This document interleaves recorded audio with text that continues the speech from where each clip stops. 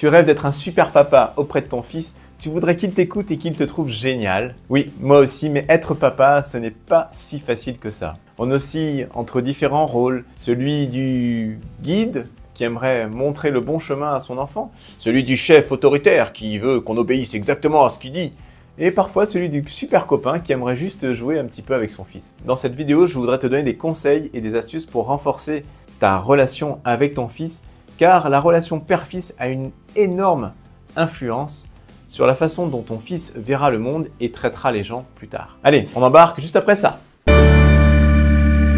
Salut, c'est Bertrand, je suis toujours père de 4 enfants et je te souhaite la bienvenue à bord de Captain Papa. Que tu sois un papa expérimenté qui cherche à améliorer ses compétences ou un jeune papa tout excité de commencer ce merveilleux voyage de la paternité, cette vidéo est faite pour toi. Je vais te donner 9 conseils qui me paraissent essentiels pour améliorer ta relation avec ton fils et pour devenir un super papa.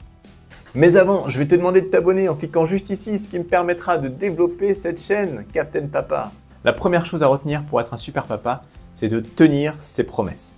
Je veux parler des bonnes choses comme des mauvaises. Si tu promets des conséquences négatives pour le non-respect de certaines règles, eh bien il faudra évidemment les appliquer. D'ailleurs, j'ai fait une petite vidéo sur les conséquences négatives pour bien comprendre comment ça fonctionne. C'est parfois difficile car tu sais que tu vas au-devant d'une crise de colère ou voire une crise de pleurs. Mais si tu expliques les choses calmement, ça fonctionne. C'est juste une question de dosage. Être fiable avec ton enfant et tenir tes promesses est crucial pour bâtir une relation de confiance avec ton fils. Si tu dis que tu vas faire quelque chose, alors fais-le. Et son corollaire est vrai. Si tu demandes de ne pas faire quelque chose, alors ne le fais pas non plus. Ah bah ça c'est sûr. Tu leur dis de ranger tes affaires et toi tu les laisses traîner. Tu leur dis de pas lire à table et toi t'es en train de regarder ton téléphone. Ça fait pas très sérieux tout ça. Les enfants qui ont de bonnes relations avec leurs parents disent souvent qu'ils peuvent vraiment compter sur eux.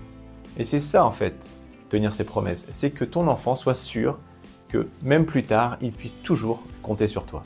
Parlons maintenant de la qualité du temps passé avec ton enfant. Ne confonds jamais la quantité et la qualité. Il vaut mieux effectivement passer seulement 1 heure avec lui à jouer au tennis ou à jouer au foot ou à construire un Lego avec lui, plutôt que de passer une journée entière juste à ses côtés en le regardant jouer et en scrollant toi ton téléphone. C'est pas très respectueux ça.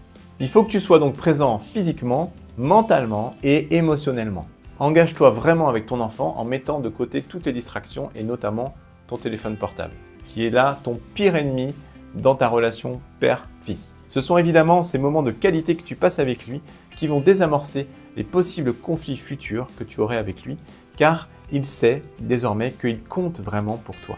Mon troisième conseil, c'est de faire preuve d'empathie envers ton enfant. L'empathie signifie comprendre et partager les émotions de ton enfant sans les juger. Ça veut dire simplement essayer de voir les choses en se mettant à sa place. Ça va te permettre de mieux le comprendre et de mieux réagir quand tu le verras qu'il sera en colère ou bien qu'il aura du chagrin. Et donc, ça va renforcer la relation père-fils ainsi que le lien que tu auras créé avec lui. Mon quatrième conseil, c'est d'écouter ton enfant autant, voire même plus que tu ne lui parles. Très souvent, en tant que parent, en tant que papa, on est très moralisateur, on fait les questions, on fait les réponses, on explique les choses et on laisse finalement peu de temps à nos enfants pour s'exprimer. Des fois, je me dis que je dois être tellement chiant à écouter. Au contraire, il faut écouter plus qu'on ne parle. Écouter ses pensées, ses sentiments, ses préoccupations, bien sûr sans jugement. Ah ben le mien quand il rentre c'est motus et bouche cousue. Le mien, il est pareil, sauf qu'une fois qu'il est allongé dans son lit au moment du coucher, il a plein de choses à me raconter. Et oui, les enfants ont plein de choses à raconter, il faut simplement trouver le bon moment et la bonne façon de les faire accoucher. Souvent, c'est à nous de raconter en premier notre journée comme on le ferait à un copain, et d'un seul coup, ton enfant se lâche et te raconte également sa journée. Évidemment, il faut plutôt lui poser des questions ouvertes que des questions fermées type interrogatoire. Et t'as mangé quoi à midi? Et t'étais assis à côté de qui? Et qu'est-ce que t'as appris en cours de maths? Et c'était quoi ton dessin? Et t'as joué à quoi dans la cour? Ça ne marche pas. Raconte-lui juste ce que tu as fait et tu verras que lui aussi aura envie de te raconter plein de choses. Le cinquième conseil, qui est parfois très difficile, c'est d'être un bon exemple, d'être un modèle pour ton fils. Tu connais peut-être cette citation de Gandhi, « Sois le changement que tu veux voir dans le monde ».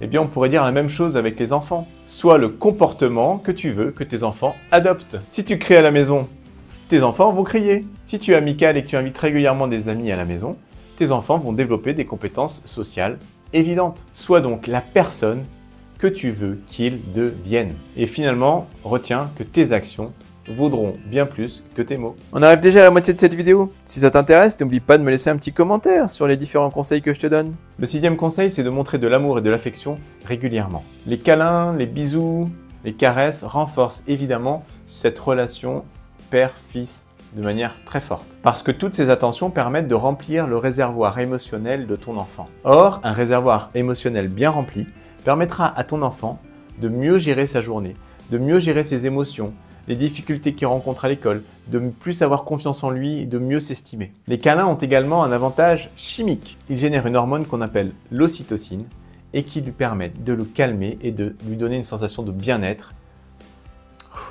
Bref, d'être apaisé. Tu l'as compris, l'affection physique et verbale est donc essentielle au développement émotionnel de ton enfant. Si tu veux être aussi un super papa, il faut aussi que tu saches établir des règles claires et précises. D'ailleurs, si tu es intéressé par ça, j'ai fait une vidéo spécifiquement sur la création de règles à la maison. Ce n'est pas facile car on a parfois tendance à devenir trop autoritaire et à perdre la confiance de notre enfant et à rompre un peu le lien qu'on avait créé avec lui. Tu peux préférer alors le style parental autoritatif. Et si tu te demandes ce que ça veut dire, eh bien, il se suffit d'aller voir la vidéo en description sur les différents styles parentaux que j'ai fait récemment. C'est juste là. Laissez libre ton enfant tout en définissant un cadre dans lequel il peut évoluer. Ton enfant a besoin de comprendre ce qui est attendu de lui. L'idée, c'est d'arriver à mettre en place ces règles avec une approche de coach plutôt que de policier. Tu aideras ainsi ton enfant à se sentir soutenu et guidé. Le 8e conseil que je veux te donner, c'est de soutenir ses choix sans imposer les tiens. C'est assez difficile, je trouve, et je vais te donner un exemple assez simple. Quand tu as une passion, tu as forcément envie que ton enfant partage la même que toi. Moi, c'est le tennis. Du coup, coup de bol, mon fils adore ça. Enfin, le premier, le deuxième, un petit peu moins pour l'instant. Mais des fois, il faut accepter que ton enfant préfère une autre activité sportive sans le forcer à revenir dans l'activité qui te plaît à toi. Il faut donc accepter ses choix et c'est pas toujours évident. J'ai d'ailleurs une pensée amicale pour un couple d'amis qui va régulièrement voir ses 3 enfants jouer au football dans 3 équipes différentes tous les week-ends, alors que eux, on n'a rien à faire du football. D'autant que parfois, on est un peu tenté de les orienter quand même, nos enfants. Enfin, le dernier conseil que je veux te donner, c'est que quand tu es un super papa, tu dois te débrouiller pour toujours apprendre des choses à ton enfant. Tu dois répondre à toutes ces questions, même si elles sont casse-pieds, même s'il n'arrête pas de demander pourquoi. Tu dois répondre à ces questions et quand tu ne connais pas la réponse, tu dois la chercher avec lui. Comme ça, tu lui développes son esprit d'initiative et sa curiosité. Tu vas ainsi lui donner le plaisir d'apprendre, le plaisir de se cultiver et tu vas lui apprendre ce que tu sais. Bien sûr, comme c'est toi qui lui apprends, tu as le choix entre le faire de manière subjective ou objective. De mon côté, j'estime qu'il faut transmettre des informations de manière objective en donnant évidemment ton avis et pourquoi tu as choisi celui-ci, mais également en montrant qu'il existe d'autres points de vue qui peuvent être étudiés. Cela permet à ton enfant de développer son esprit critique. Waouh, tu l'as vu, être un super papa demande pas mal d'efforts et pas mal d'engagement. Mais chaque moment passé à appliquer ces principes aura un impact positif et durable sur le développement de ton enfant. Il le mérite et tu en seras fier. Et si tu veux connaître les 5 clés essentielles pour réussir ta paternité, je t'invite à télécharger mon guide gratuit dans la description. Profite bien du reste de ta semaine et de ta famille. Et surtout, abonne-toi, Moussaillon!